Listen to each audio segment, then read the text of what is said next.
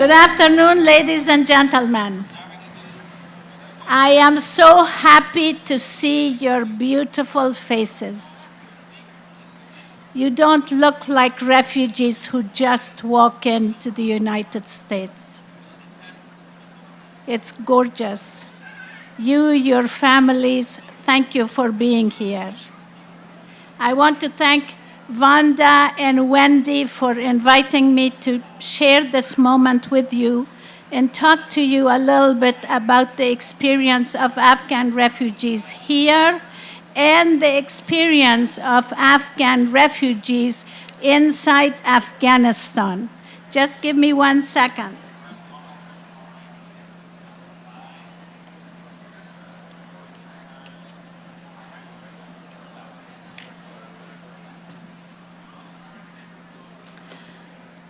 When Afghan refugees started coming here, it was in 1978, because in Afghanistan there was a communist coup, and most Afghans did not like communism.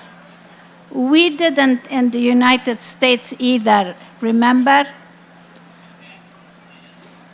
The number of refugees that got to the United States were between 90,000, and today they say it's about 200,000, with about 20,000 of them in the DC area. Those first days of refugees, Afghan refugees, they really had major problems. They didn't know English. They didn't even know how to say thank you or good morning or goodbye. They didn't know American food. They didn't have mosques or places of worship. They didn't know where to go for their religious experiences. Of course, they had not seen TV before. The movie houses with all the popcorn and all the wonderful big glasses of Coca-Cola was just brand new to them. And of course, they didn't have employment. They hadn't studied, and they were dirt poor.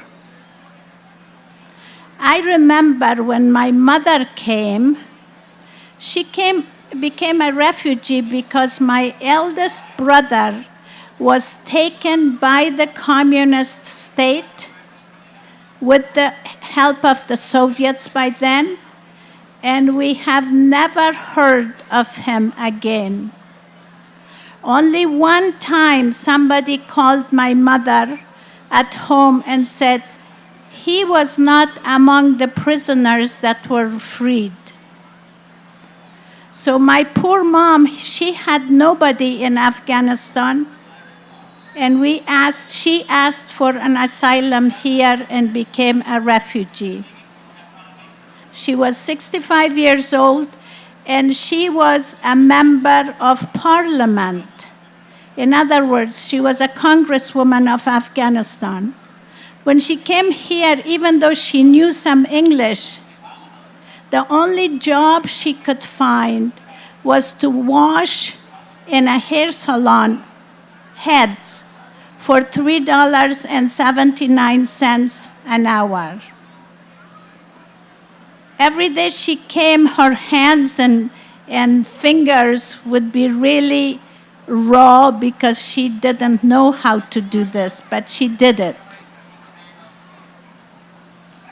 Well, let me take you a minute to Afghanistan, where she came from. In the meantime, in Afghanistan, the Soviet Union had occupied Afghanistan overnight, as some of you may remember, with 150,000 troops. And as a result, 9 million Afghans out of a population of 15 million had become refugees to neighboring countries, Pakistan and Iran. Some went to Europe, some came to America or Australia, but most of them to the two neighboring countries.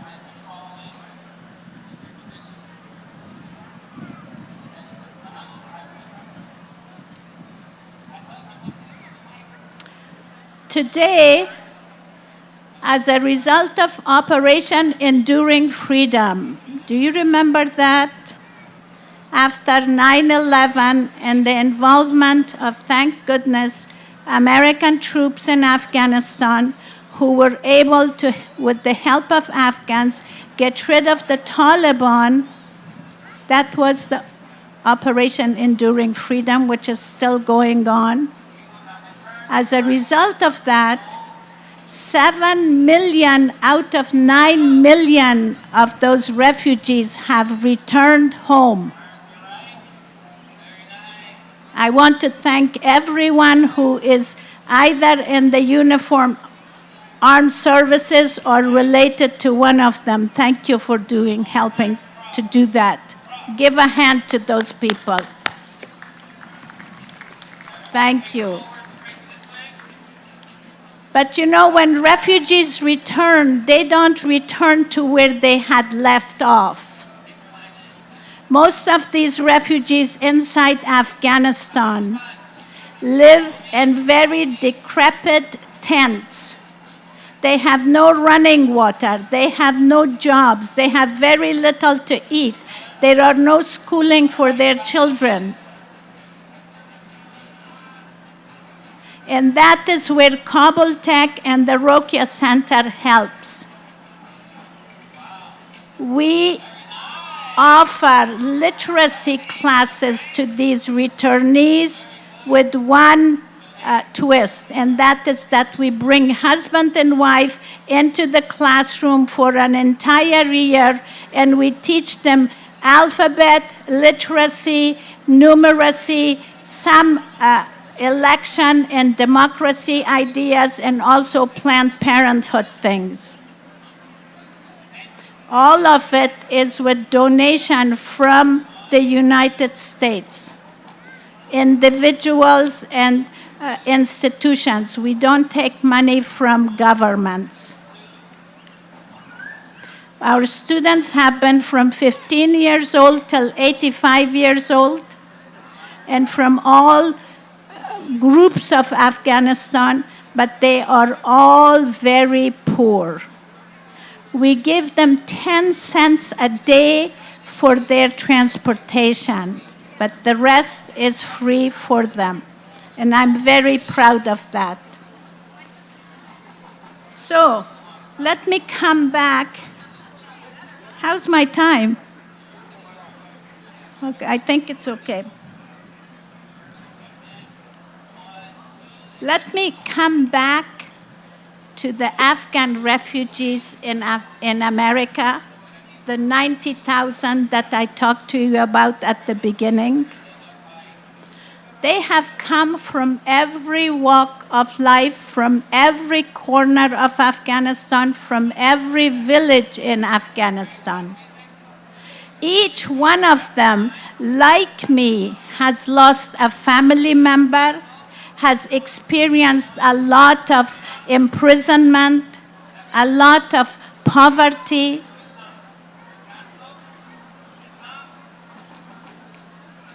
I remember when my brother came, he and his wife arrived at 11 p.m.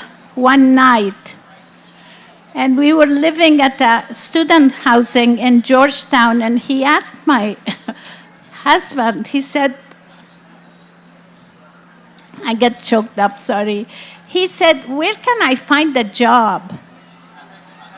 Omar, stand up and take my pictures. My husband said, well, you know, there is a Turkish restaurant and they need some washing person to wash the dishes. Well, he got the directions, and the next morning at 7 a.m., he called us from that shop. He said, I have a job. Don't wait for me for breakfast. And that is the way most of the Afghan refugees have been. They have been trying to do two things. One is to actually remain an Afghan. In other words, actually preserve their cultural heritage.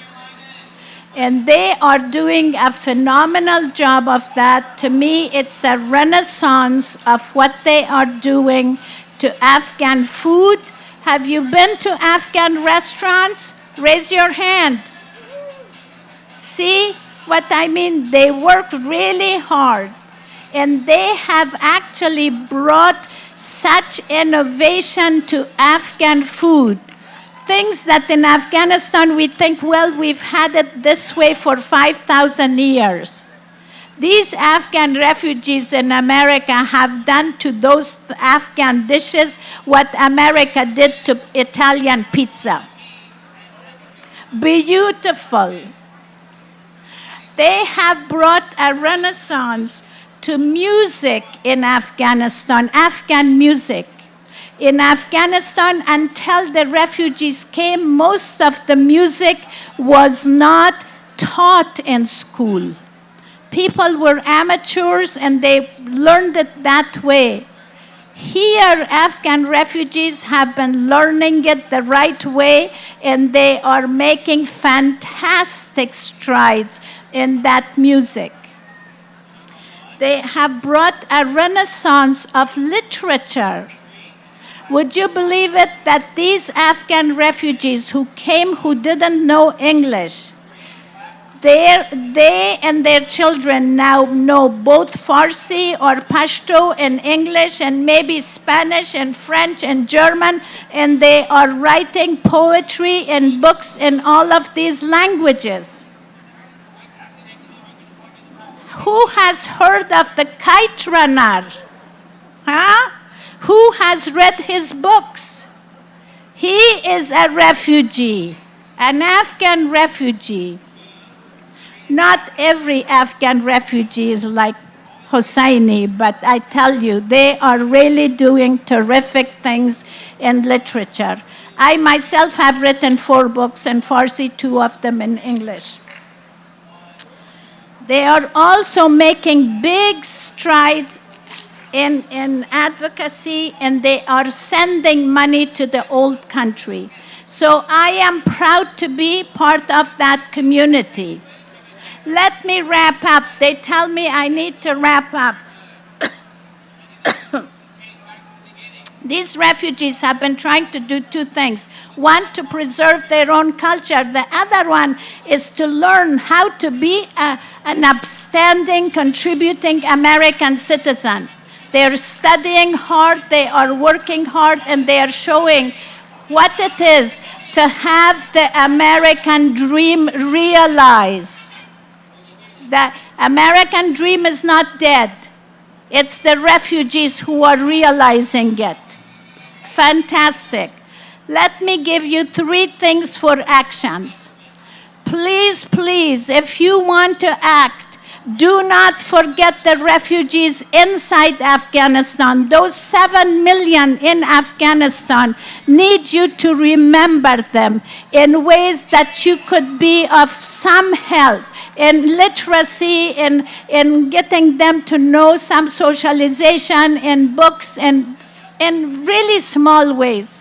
Please remember the refugees of Afghanistan, especially that they are being kicked out of Europe. You know that. And I have one more sentence. And inside America, not just for Afghan refugees, but for every refugee that has ever come here, please understand us, please celebrate us, and please let us contribute to this American society that we all love and cherish. Thank you so much.